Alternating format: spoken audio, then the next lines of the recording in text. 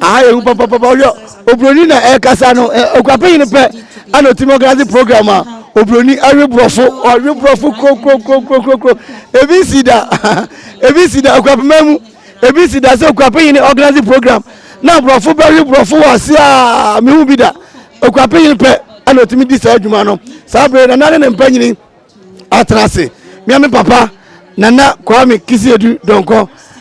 kwa maso yene akrahene akitaso na abanti ye nyina sori agina ye naso na afi ye nidie ni obuo no ade ama okwape yene sa sabre na trase pe nyina so ya trase okumai 97.1 na afi okumai tv ana sabre aprobo ye diechire fiano pa ade okumai radio 97.1 ana afi okumai eye tv me no ka say die ene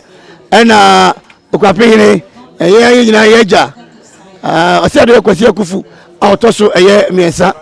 ohun se ehun ya se ye nyina betumi atetin ya pomu John Wesley can say because this one is not a crime for us to exercise each and every day. For you to preach in and out of the pulpit, you need to be healthy and have a strength to preach the good news of our Lord. And it be nana osiado kwasi akufu ne mpanyi nyina na sabre de yesi so beto amframa na edikan enti ye nana gwanto ahene bedi eye nkomo ye nana di nkomo wie na se kwan ba mu a na fe ye ne eye kansu ebre denta kokroko asase ode ne se na fe nna nkasa so atumi atwetwe eye nkomo ye besre na ya tra afazo na fe yakọ na naso na ye mwakọ awa ya eja na we de odaruma jumadi ejebo enne na jumadi ni nyina abedu no kwasam ne se na edu ba bi no me ya brante na fe me gas no na asa etimi faka ana me san okwape hin no ana me bedu ha no mo jumadi nyina ba yeye wadwenkyere ho ne se nia edikan yeda oboade ase se enedue yi wama adepaachen na yumu so atewa mayen ene dwumadi a eye okuapene ne mpanyin de hihye so yi ye fiase fi ayimensa onyame adom yaba bedu Aburi Gardens ya na anwanwase bo mu ne se ye na onyame ase wo okuapene nkwa mu na yenum se kure yenum se bia na nka edu bebe obafa afiri nanso yedi ma akora ntentesa de yen bedu bebe a yedu yi eyi kire se yewo a good leader na yewo obi a daachi bibi ba yewo nda so betumi de yen atwa eye asu firaw enti yede nyame ase na sa nanti wi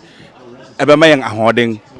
na obroni free bi se exercise ayi ede yen bekọ yen anim ene nu echi no ama yen nkabom esane so buwa no ne ohene bi kura nhia nkasa eda ene wanya akwanya a watumi na nakasa obu okura yenwura okuapene onimu no na ene wanya kwan se saabri esane anamon etu nti watumi abeng no nti yada organizers no so ase yada media nso ase yada obiara owa ase na kwa media bo na ne etwetwe nkomo no wuku ada nyame ya adom a adabuto no betumi abaso enti ne nyina ye nhya no sa ye ba ye no so no ye hu ne ma bebre o ha no mo amu ni mobile phones no Samsung